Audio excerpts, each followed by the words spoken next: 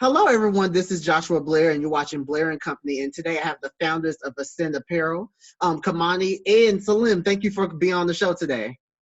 Appreciate you having us, man. Thank you so much. So what we're going to do is I'm going to just ask y'all a few simple questions, and y'all just get back y'all responses, and we'll just chop it up like we've been doing. Okay, cool. Okay, cool. So number one, my first question is, what's your favorite thing about Charlotte? And y'all can either one can answer. It doesn't matter. I mean, just the growing aspect of Charlotte, man. Just seeing how we've been in business for going on 2 years, and just seeing how the fashion world in Charlotte has grown. So just seeing how people are trying to adapt, and just, I guess, because we're in that realm now as far as entrepreneurship, we run into or see a lot more entrepreneurs coming on the scene, and especially in the apparel line. So yeah, just the potential that Charlotte has. Me personally, it's one thing I like is the potential, how it's growing daily. So yeah. Yeah, I mean, and for me, it's real simple. I mean, I'm born and raised here, so Charlotte's really all I know. To be honest, I mean, went to school at Winston-Salem and then came right back. So, I mean, it's just crazy to see how it used to be when we were growing up. It was like kind of rural a little bit. Downtown was really like a block, right? And then now, I mean, downtown has grown tremendously, and everything around it, and the university area, and all those type of different things. So it's pretty dope, man. I mean, when I was growing up, NODA wasn't even a thing. So yeah, that is true. That's like one of the top spots, like in Charlotte, is like wow to me. You know what I'm saying? So it's been cool. Like you said, being from here, you can kind of know how to navigate with the people a little bit. You know, Charlotte people are very interesting, right? We all are.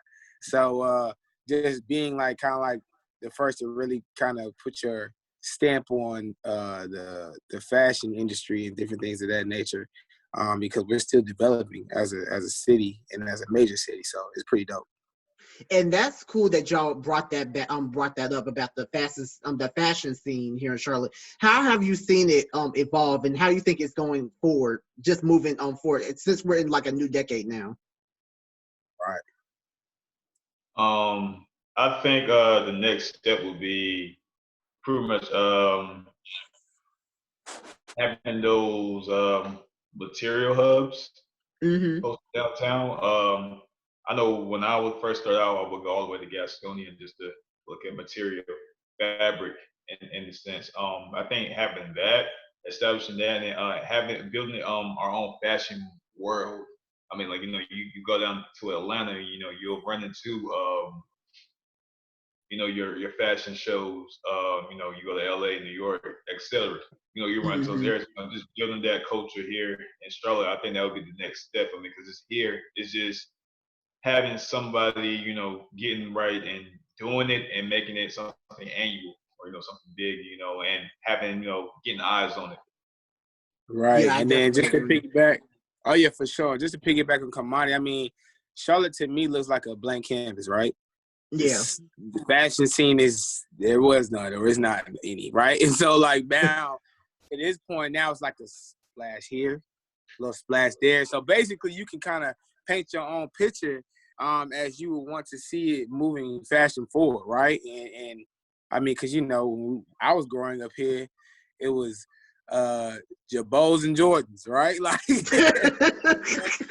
long white tees and different things of that nature. Nobody really stepped out of the box. I mean, especially from a sneaker standpoint, I mean, it was a small handful of cats that were wearing anything that was Gucci flip-flops or anything like that. I mean, it was all Jordan and Nike basically ran everything. And so now you're starting to see now when you're out in the community, everybody doesn't look exactly the same all the time, right? Yeah. Everybody has their own little mix and match of what they want to do. Some people want to wear Sperry's with it. Some people want to do the hard bottom. Some people still with sneakers, but a little bit different, right? Maybe they've started to venture over to, our type of sneakers, or Adidas type of brand or something like that. So everything is not so brand concentrated on maybe one or two brands to just dominate the whole Charlotte area. You get what I'm saying? Yeah, I got you. And I feel like it's just basically, I feel like everybody's trying to figure out, it's not even, I feel like people are not even thinking about brands. Well, I feel like they're still thinking about brands, but I feel like it's more about how you put your outfit together and just how the look of it instead of the name brand. Because back in the day, it was all about what brand you got on. If you don't got the brand on, then nobody checking for you. And so so I'm just I feel like it's more about just the look and just people showing their creativity. Right. That's definitely true. I definitely agree with you on that one. Yeah. So just tell me, both of y'all can just elaborate or explain. Just tell me about your upbringing and just the people in your life that made you want to do what y'all doing so far today. True. I mean, I come from a 2-parent home, born and raised in Fayetteville, North Carolina.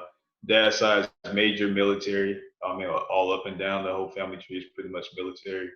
For the majority of people I know on my dad's side, opposite of my mom. I mean, and then sports as well. I mean, sports is what got me into Central. Low test scores, but still got me there. And then, transferring to Winston.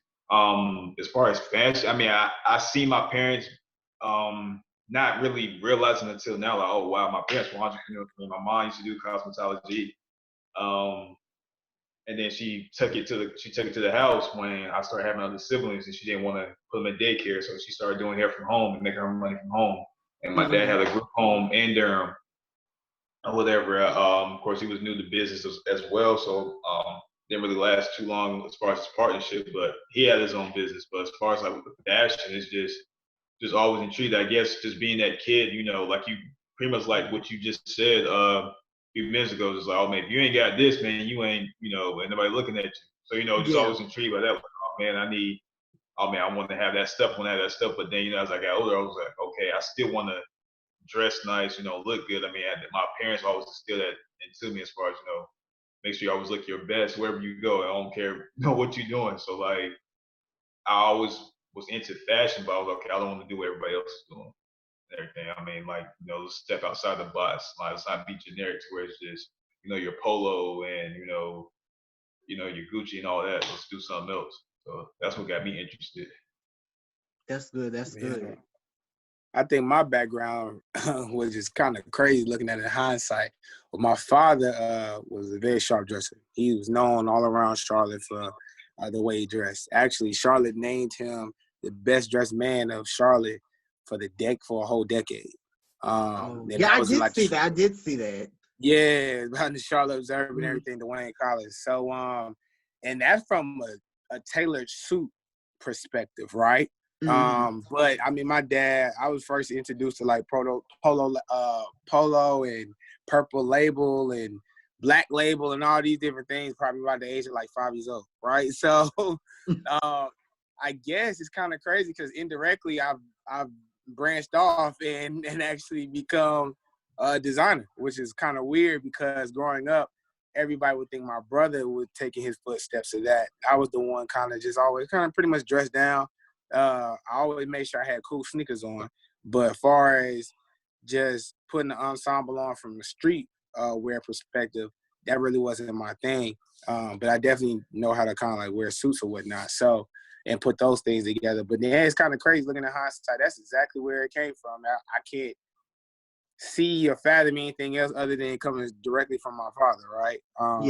From his background and how he really was a student of fabrics and different patterns and what goes together, what colors blend, that type of thing, even coming down to like your skin tone, right? And even how you're built as a body and proportions and all that kind of stuff. And it's kind of weird. He's always told me those type of things. And now as we build our brand, I'm kind of using those same small instincts and things that I learned from him within our company with Kimani. So it's pretty dope. I feel like that's good because I feel like with both of y'all, each one of y'all parents, they taught y'all an entrepreneurial mindset and how to approach different things, especially when it came to like fashion or just in business. I feel like that's important, especially when it comes to moving forward when you're trying to do your own thing. And I feel like those influences in your life helped y'all get to where y'all are now. So I really commend y'all and your family for instilling that in y'all. Absolutely. Our kids have no choice. Probably got no choice. For real. Yeah. So how did y'all meet? How did y'all come together to form just to form your business? How did y'all do that? And just talk about just the formation of it. How did y'all come up and collab together? I mean, I think it was just I think the get straight to it. It was just more so. I mean, he was trying something on his own business wise, and I was trying to do something with some other peers as far as with fashion. Still learning the game. I mean, they already had a clothing line established themselves, and I was like, man, I think I got ideas. I think I can help out. I think I can put some things out there. I can help things go. So I mean, I was just trying to do that. Things didn't work out, and then after that, it was just like, okay. I remember having a conversation with Salim. At this time, we were living together. Where, what can I do, to help you out in your business venture or whatever. He couldn't put me nowhere. So I guess that pushed me to like add value to myself to where, like if I'm doing something, well, add value to myself to where, like, okay, I need you for this, or, I need you for this because you know how to do this, or Mm-hmm. you're aware of how to get this done. So that was my story, how we ended up linking, because he came to me later on. He was like, hey man, I want to do this. How do you think, what are your thoughts on that? Yeah, most definitely. I mean, he pretty much said it plain. After we graduated from Winston, we met each other at Winston. To answer that question, we met each other at Winston. We both transferred in there to play football, and so we were roommates through there. Graduated. Of course, we were roommates. First at my mom's house on her couch, and then we got our own apartment or whatnot. And exactly what he said, man. I mean, at first, he came to me or whatnot, and I was trying to find an area where, we could do business together. And at the time, it just wasn't right? Uh-huh. And maybe a few months later, probably just a few months later or whatnot, I was watching how he just kind of got after just trying to be resourceful, right? Man, I noticed the business partners that he was working with before, he had some great ideas, and let's be honest, they just wasn't trying to hear him for whatever reason. I have no idea. Oh, to wow. me, that's a bad decision. So, of course, for two things. One, he's literally my best friend, so of course I'm gonna try to help my guy out whenever I can. And then two, from a businessman perspective, I'm like, he has something and knows something that I have no idea what to do, which is, fairly hard for me kind of because I'm kind of like well-rounded. But in certain areas, Kimani just, hands down, I have no idea what to do about this. Kimani's the guy for it, right? So I ran straight to him and we were like, hey, man, you want to join this business? And from then on, man, here we are. So, yeah. That's good that y'all have that good, like, y'all know how to, and I feel like a lot of people don't know how to do this.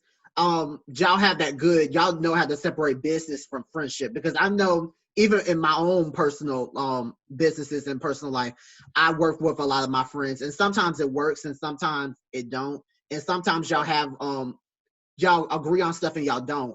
But I feel like y'all have a good mix where y'all know where to split the two, and y'all know how to come together when it comes to business and when it comes to personal. And I feel like that's important, especially if you're working with your friends just on business ventures or whatever. Right. Absolutely. And it's learned. It's a learned type of thing, right? I think Kimani does, starting off, man, Kimani even now does a better job of that than I do, right? Because, I mean, because there's sometimes where you can just constantly be on the phone with your friend talking about business, and you like, well, shoot, I haven't even talked to him like as a friend to see like exactly how you doing and all that kind of stuff. You know what I'm saying? And what's going on in your personal life? Because every time we pick up the phone, it's pretty much strictly business, right? Yeah. And so he's actually taught me that, how to kind of, it's now have to be about business all the time, right? So you know what I'm saying? Like, because at the end of the day, before business, and if a sin goes away, I mean, Kimani's still gonna be my best friend, right? So you know what I'm saying? You got to kind of put those things in perspective, especially when you're doing a business that's profitable with a friend. You know what I'm saying? So it's literally business here and personal there. It sounds easier said than done, but I mean, if you guys have that clear understanding from the jump, you won't take a business comment personal. There's no way you can do it, right? So yeah. Yeah, that's true. And it's balanced. It's balanced at the end of the day. So at the end of the day, y'all just know when to turn it on and when to turn it off. Right. Yes. So basically, so what are some of the items you guys promote and then y'all have sold? I apologize. Oh no, you good, man. Mm-hmm. What you got, You got money? Oh well, of course we started out with our our cognac brown and black bags. That was like our bags are our flagship. I mean, that's what moves the company. Right. Just be honest about that. We started with those. Those sold out the first 7 months of business. And then even that's 7 months of not being fully focused and right. like, kind of like just personal things taking off, or just like, oh man, I lost my edge. Just life happening, and that happened. Just 7 months. We was like, okay, it could be done. And then we launched our sequel bags, which are our red and olive green bags, which we upgraded a little bit, add feet to them, a little bit how we feel, just the structure of the bag. We made it a little stronger, more accessibility to the side pockets. So we have those. I mean, those were going crazy at one point. Things, I mean, they're still going. I mean, we have a couple left, and of course, we had the shoes. The shoes, now, mind you, those shoes is like those shoes. I seen everybody wear those shoes. Like those shoes, that y'all did y'all thing with the shoes. Like I really commend y'all with the shoes. Appreciate that, dog. Yeah, it's something new, man. I mean, all of this is new to us. So just embarking on something like that, and then just seeing how.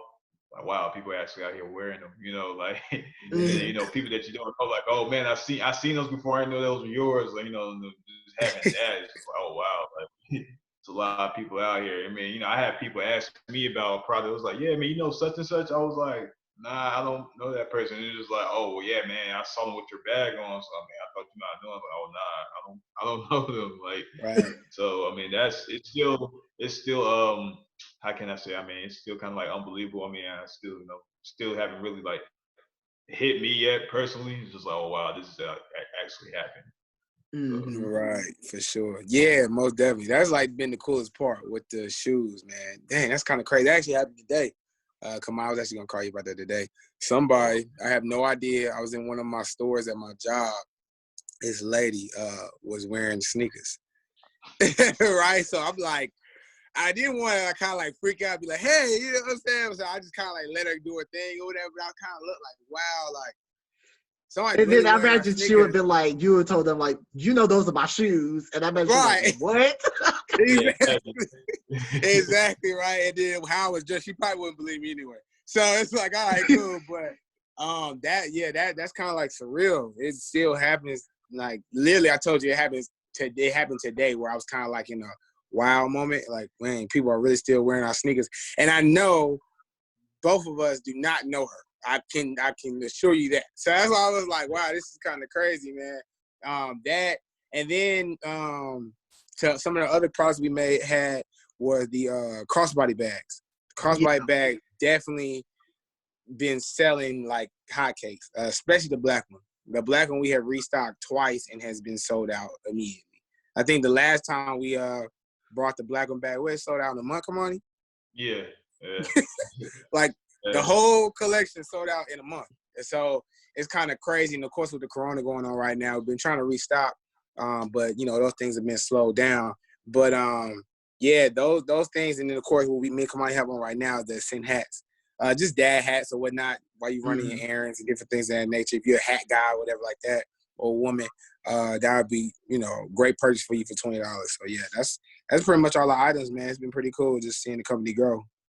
And that's good that y'all kind of brought what y'all had brought up the coronavirus, because I was gonna go into that question. How has just the whole COVID-19 situation impacted y'all, impacted business? Because I know a lot of people are like trying to, especially everybody's like at home and they're shopping or whatever. So how has business been since this whole situation has been going on? Yeah. Funny. It's been really up and down, haven't it, bro? Like, it's funny. It's like you expect like, okay, ain't nobody about to buy now, but it's I actually, thought it was gonna halt. Right. Yeah, like I thought it was gonna like, but people have actually been been buying. And it's just like, okay, So, man, kind of opens your eyes, like, okay, everybody is not, out of a job, or everybody's still kind of moving, as if Yeah. so people are still purchasing. And I mean, it's not going crazy, but it's still like, it surprised me. It's like, oh wow, people are still willing to purchase things from us, during this this pandemic. So yeah, but I mean, it's like it's up and down, but it's like I said, at first it's just kind of weird, like, dang, y'all. I mean, I'm gonna tell you, it's just like, dang, y'all really gonna still purchase, but like, yeah. I Yeah, definitely seen it from our aspect, from the sneaker standpoint. The sneaker and the Green Crossbody have been like the top 2 sellers since this COVID has hit for our company, and which is so surprising. Maybe I'm thinking, just from a analyzing standpoint, I'm thinking because everybody's now home, sitting still, right? Yeah, that's what I'm thinking those too. people, yeah, right. So those customers that we had, like, oh, well, I'm gonna come get it tomorrow, XYZ, are finally now still, and so now they are actually buying what they've been saying they're gonna buy like for months now, whatnot like that. And I think we've been seeing the influx in that. And let's be honest, people are just still, so you're not necessarily moving. So naturally, the only 2 things you can do: watch TV, work out, or go online shopping, right? Yeah. or eat, right? And that's what Yeah. people have been doing. I mean, you're kind of just stuck in the house. So I think it's definitely we've been benefiting from a lot of people with a little retail therapy, if that's what they call it, right? So it's been pretty good for the business. I really thought, seriously, when we were going into this, I was like, all right, well, I'm glad we saved up and done what we need to do, because it's over. But it's actually been working out. So I don't know what people have been doing with their stimulus checks, but I know, they've been buying us a little bit of a sin. So, hey, it's all good. That's good. That's good. And that just shows that y'all have a loyal fan base that's willing to, even when stuff is going on in the world, people are still actively buying your guys' stuff. And that just shows that y'all have a loyal fan base that's here for y'all within everything that's going on. So that's really good. Yeah, it's pretty cool, because we appreciate every customer we have. We literally appreciate all of them. I mean, we try to definitely show them that with just small little messages or whatnot, saying thank you or whatnot. And me and Kimani both are just very grateful of just having the opportunity to just, I guess, cater to our customers, right? They give us their input on different things they want to see or whatnot. Kimani constantly asks that all the time. What colors you guys want to see? What's the new thing you guys want to see? That type of thing. He's not doing that just to get engagement. He's doing that literally because we truly care about filling the need and the void of what you want from an apparel standpoint. Yeah. And if we can do it, then that's what we're going to provide. So it's been pretty dope. Yeah, that's good. Man, makes things, I won't say easier, but it gives you an idea, like, okay, like, what are the people thinking, in this area? I mean, you got to tell it to your local base. I mean, yeah, you can think big, which is fine. Think big. I mean, everybody that has a brand wants to work to get to that level. You got to think about, you got to take care of your local people. Like, okay, or like you say, your lower customers. Like, what do you want to see? What's something that, okay, I will purchase this again. I will purchase this product from you guys again, because based on y'all tailor to what I asked for. This is like what I'm looking for. This is what I can see myself wearing. So. Yeah, I definitely agree. So, what's next what's next for Ascend Apparel? Man, we were talking about that the other day, man. We really were. It's so many. I mean, it's a lot. It's a lot that we want to do. Yeah. So as far as like pinpointing exactly what we want to do next. Like any new products coming out? Well, I know y'all wouldn't say it, but like. Right. Hey, definitely, if I will tell y'all this. If you follow Kimani Jones, he going to give you small little hints on what we got working on. It used to run me crazy at first when we first started, but now I just know that's him, and he's going to do it regardless, so it doesn't matter. So he going to definitely give y'all a sneak peek of, like, what we kind of got in store. So it's a lot of new products coming. One in particular that we're really excited about within different realms and stuff like that. I know people have been wanting the cognac and black bags to come back out. So we will say this, that is definitely, when we get the opportunity to restock on that, that's definitely coming back for sure. For sure. That's definitely a fan favorite, and we've been hearing it from everybody, from school teachers to people that play in the NFL. Like, they want this bag. So we're gonna make sure that we try to definitely do what we need to do for our customer base on that. But far as, man, where we going, I mean, honestly, man, sky's the limit. I just definitely know you'll see some more innovative stuff. I mean, what people have to realize too is, I mean, we've only officially been a company for what, 2 years? And that's crazy, because y'all done so much. Y'all have made such an impact already, and it's only been 2 years. I think June, July. Yeah, June would be 2 years. So it's not 2 years yet. We're almost though. Mm-hmm. Yeah, so, I mean, yeah, right there. You know, right there in the corner. Yeah. Right. So I mean, that's what I want people to understand. Like, I feel like, and I know for a fact, it's only going to get better. I mean, we kind of just getting our feet wet, even being designers and coming up with these different things or whatnot. So I mean, once we really get a whole grasp on the whole game, I feel like, I mean, it's a lot to look forward to with our company. So for sure, I think that's something to really look out for.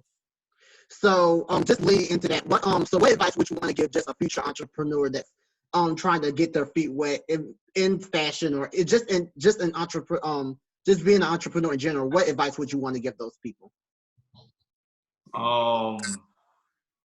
As far as being an entrepreneur, of course, do your research.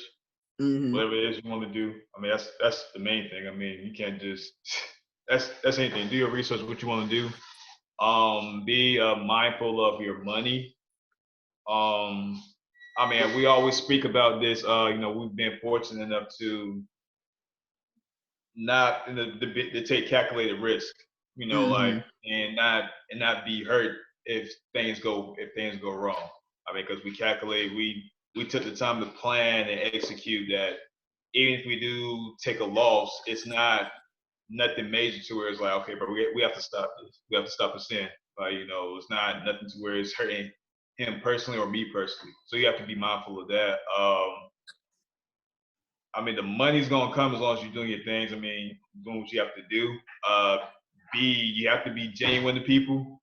I mean, if you're just, you know, just out here just being, you know, a jerk to people, I mean, you know, that's part of your brand too. So you gotta be mindful how you move out here in your personal life too, because I mean that can just deter people from not wanting to rock with you from that, just off of something negative that you done personally. May not even pertain to the brand. It's just how you, like, again, how you talk to people or how you act when you're around people. So that's one of the main things. But have a plan, budget, and you know, if you're gonna have a product, man, make sure you check that product out. Make sure it's down to the detail. Whatever it is that you do, make sure everything is on point. You know, you don't want to just put down out there, because at the end of the day, that represents you. Yeah, that's true. That's true. For sure. Me, I just like he said, I'm the very strategic one, right? So there always has to be a means to an end, right? So you always have to, like he said, take those calculated risks. Definitely take risk, right? But definitely, for sure, have some type of game plan while you're taking this risk. If it's something that's all or nothing, I'm not a firm believer in all or nothing. I'm just not, right? I'm a believer in maybe 75% or nothing, right? But I got to have that 25% just in case something goes wrong.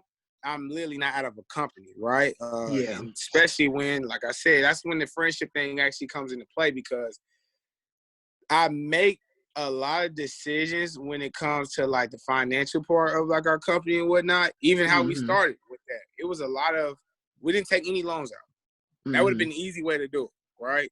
And I was explaining when me and Kimani had that conversation was, yeah, it's gonna be hard at first because we gotta save up and it takes a longer time for us and whatnot. But when we do reach the number that we need to reach from a goal from a financial standpoint, and we don't owe anybody anything, it's well worth it. And we're starting to see that in here coming up in year 2.